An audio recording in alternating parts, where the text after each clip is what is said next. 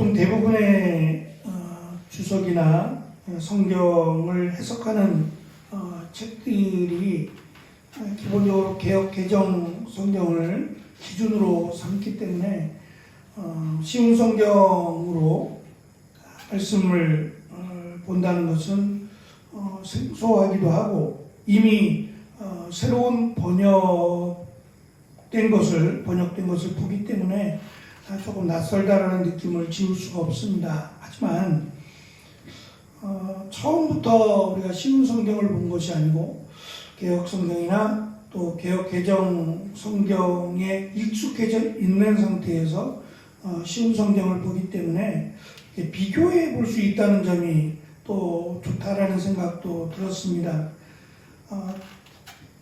19절 말씀의 시작이 하나님께서는 이라고 밝히고 있는데 사실 헬라어 성경에는 이 하나님이라고 하는 단어가 없습니다. 그래서 개역 개정 성경이나 다른 성경에서는 아버지로 해석을 했는데 아버지로 해석을 하든 하나님으로 해석을 하든 그 강조하고자 하는 내용은 분명히 그리스도를 통해서 특별히 그리스도의 대속을 통해서 우리를 하나님과 화목하게 하신 평화의 길 또는 화목의 길이라고 하는 것은 변함이 없기에 하나님으로 쉬운 성경을 번역한 것으로 보입니다.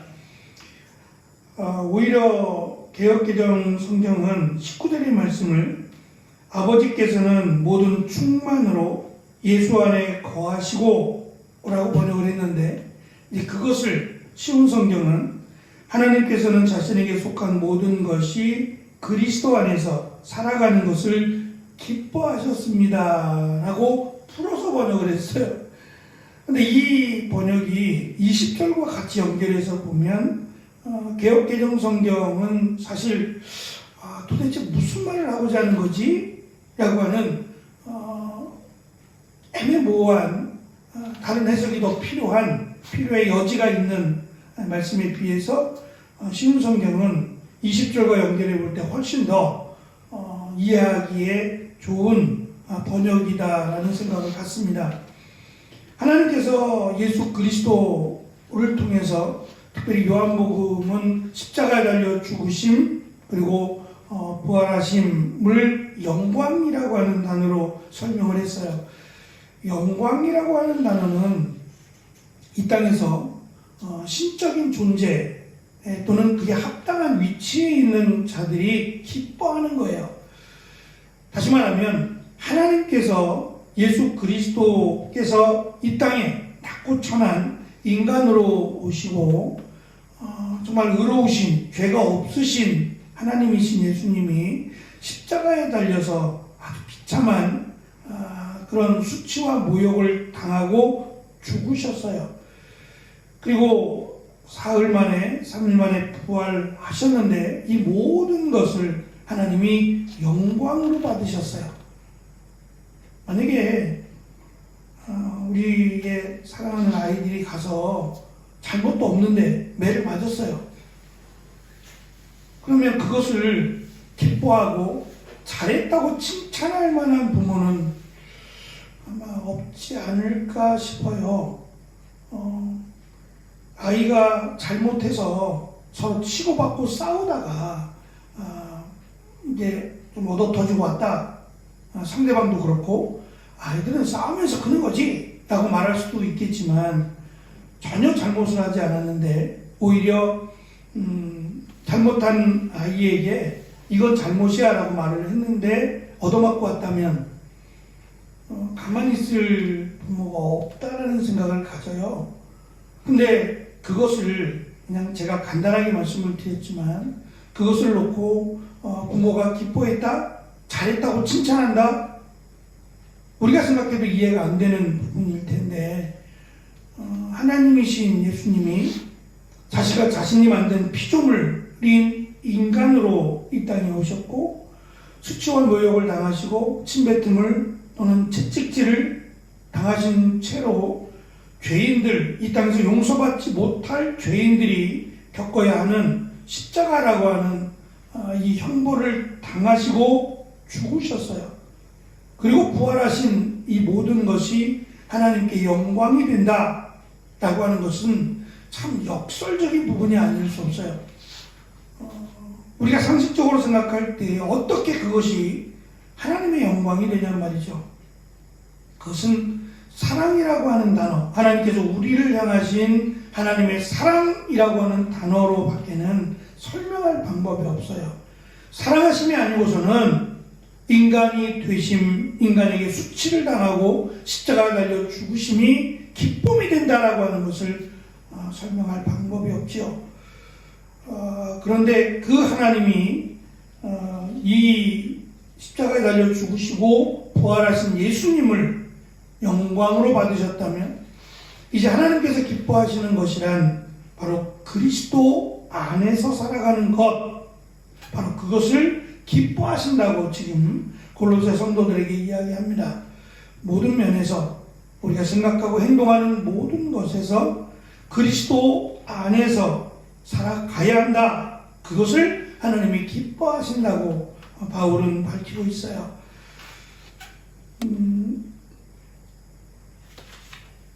평화의 길, 쉬운 성경은 평화의 길이라고 번역을 했고 개역개정 성경은 화목의 길이라고 번역을 했습니다. 이 말은 첫사람인 아담이 하나님을 거역하고 사탄의 말을 택함으로 결국 하나님과 원수가 되었습니다. 그리고 그의 후손들인 모든 인간은 하나님과 원수된 자로 살아갈 수밖에 없는 그런 상태에서 원수가 아니라 평화 또는 하나님과 화목하게 된 것이 예수 그리스도의 대속으로 말미암았다라고 하는 내용입니다. 20절에 하나님께서 정해 놓으셨다. 예수 그리스도를 통하여 하나님께 나아올 수 있도록 정해 놓으셨다라고 하는 이 말은 분사 완료형입니다. 이미 완료가 된 거예요. 언제냐 하면 그 시점이 예수 그리스도께서 우리의 죄를 대신하여 십자가에 달려 십자가에서 피 흘리셨을 때, 바로 그때 하나님께 나아갈 길이 완성되었다라는 설명을 합니다. 반복되는 사건이 아니라 단회적인 사건이고, 이 사건은 예수님이 다시 오실 때까지 계속해서 이루어질 사건이에요. 이미 이루어졌지만 그것이 완성되는 때는 예수님이 다시 오실 때, 다시 말하면 하나님께 나아가는 길이라고 하는 것은 마치 우리가 개선장군처럼 전쟁에서 승리하고 돌아와서 또는 우리가 하나님 앞에 영광을 돌릴 만한 그런 행동을 하는 것이 아니라, 비록 세상에서는 아무것도 자랑할 것이 없다고 해도 예수 그리스도께서 우리의 죄를 대신하여 십자가에 달려 죽으심을 믿는 자에게 하나님은 그 길을 열어두셨다는 거죠. 내가 그 길을 걸어가고 있다, 하나님을 향해서 걸어가고 있다라는 것을 확인하는 것은 나의 의로운 삶이 아니라 예수 그리스도가 누구시며 그 예수님이 왜 이 땅에 오셨으며 우리의 죄를 대신하여 십자가에 달려 죽으심을 믿음으로 내가 의롭게 되었다라는 것을 알고 그것으로 인하여 그리스도 안에서 살아가는 사람, 바로 그 사람이 하나님께로 나아가는 사람이라고 하는 정의를 지금 바울은 내리고 있는 겁니다. 바울은 이미 로마서 5장 12절에서 그러므로 한 사람을 통해 죄가 세상에 들어왔고 그 죄를 통해 사망이 들어온 것처럼 모든 사람이 죄를 지었으므로 사망이 모든 사람에게 이르렀음을 밝혔습니다. 골로새서보다 사실은 로마서가 먼저 쓰여졌다고 했는데 이 로마서의 내용을 골로새 성도들이 알고 있었는지에 대해서는 분명하지 않습니다. 어쨌든 간에 지금 골로새서를 통해서 보내는 내용 역시 로마서에 있는 내용과 다르지 않다라는 점이죠. 평화의 길 또는 화목의 길을 걷는다는 것은 모든 만물이 그리스도를 통하여 하나님께 나아가는 것이고, 실제적으로 그리스도 안에서 살아가는 겁니다. 우리의 생각, 우리의 행동이 그리스도 안에서 그리스도인으로 살아가는 것, 바로 그것을 바울은 평화의 길 또는 화목의 길로 만드신 것이라고 강조합니다. 바울은 역시 로마서 14장 8절에서 우리가 살아도 주를 위하여 살고 죽어도 주를 위하여 죽나니 그러므로 사나 죽으나 우리가 주의 것이로다 라고 하는 신앙의 고백을 했습니다. 바로 그것이 그리스도를 위하여 살아가는 삶의 모습이라고 생각합니다. 그리스도인으로 살아가며 많은 이들이 손해보는 것에 대해서 기뻐하지 않습니다. 어느 누가 손해보는 삶을 살아가겠습니까? 다만 그리스도를 위하여 또는 그리스도로 인하여 내가 불이익을 당하거나 손해를 볼 때 마치 예수님께서 십자가에 달려 죽으심을 영광으로 말씀하신 것처럼 스데반이 자신이 그리스도를 전하면서 죽어가는 그 자신이 그리스도를 닮아가는 것으로 밝히고 있는 것처럼 우리가 예수님을 믿음으로 당하는 고난 또는 환난과 핍박, 어려움이 있다면 이것이 수치가 아니라 오히려 하나님을 기쁘시게 하는 것으로 설명을 합니다. 요즘도 아마 다르지 않을 겁니다만 우리가 자라가면서 제가 자라가면서 예수 그리스도를 믿음으로 자신의 소중한 것들을 포기하고 이렇게 학교에 들어오신 분들이 굉장히 많았어요. 그러한 간증들이 참 많았어요. 그렇기 때문에 신학교라고 하는 어쩌면 알아주지 않는 그리고 힘들고 어려운 길을 아마 택했으리라고 생각합니다. 평범하게 그냥 목사의 자녀로 신학교에 들어온 사람보다 여러 가지 많은 경험과 이 고백으로 신학교에 온 사람들이 굉장히 많았어요. 문제는 그들이 신학이라고 하는 그 과정을 통해서 목회자가 되어가고 참 미래를 알 수 없는 그 길을 준비하면서 적지 않은 대부분의 학생들이 하나님의 은혜를 고백하고 있다는 점이 참 감사했어요. 보장된 길이 아니라 말 그대로 아무것도 없는 상황 속에서 하나님이 나를 사용해 주실 것을 소망하면서 가는 길이잖아요. 세상적으로 보면 미련하고 어리석은 길이에요. 출세라고 하는 것을 준비하는 게 아니라 고난이라는 것을 준비하는 길이니까 그게 어떻게 지혜로운 사람이고 정상적인 생각을 갖고 있는 사람들의 모습이겠어요. 근데 성경의 역사를 보면 그리스도를 위하여 살아간 사람들은 어쩌면 세상을 역행한 사람들이에요.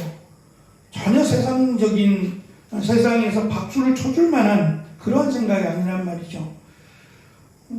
우리가 이번 주일에 짧은 영상을 통해서 요즘은 이제 공영방송에서 전혀 얼굴을 볼 수 없는데 그 이유는 그분의 생각이에요. 그분의 결정이고 자신은 세상적인 일보다 비록 보수가 작고 인기도 없고 누가 나를 알아주지 않아도 나는 기독교 방송에서 복음을 전하고 또 그 믿음의 공동체와 함께 살아가는 것이 너무 기쁘다고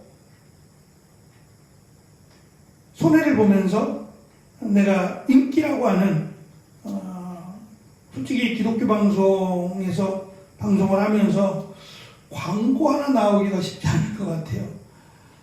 근데 만약에 공영방송에서 나름 인기를 누린다면 벌써 광고부터 섭외가 오지 않겠어요? 그 모든 것들을 다 포기하고 자신은 이 믿음의 사람들과 함께하는 이 시간이 너무 행복하고 너무 좋다라고 하는 고백은 결코 쉬운 고백은 아닐 겁니다. 그러나 믿음의 눈에서 보면, 믿음으로 보면 참 좋은 결정을 했다라고 아마 우리는 생각할 수 있습니다. 하나님이 보시기에 하나님이 만들어 놓으신 이 평화의 길을 걸어가는 사람들은 예수 그리스도로 인한 예수 그리스도 안에서 살아가는 사람이라고 가르쳐 준 것처럼 그리스도 안에서 살아가는 기쁨, 그리스도 안에서 살아가는 은혜가 있는 사람이 하나님을 향해 평화의 길을 걸어가는 사람으로 바울은 우리에게 가르쳐 줍니다. 주님이 오시는 그날까지 이 길에 주저함이 없고 이 길을 기쁨과 은혜로 걸어가는 저와 여러분이 되어지기를 간절히 축원합니다. 기도하겠습니다.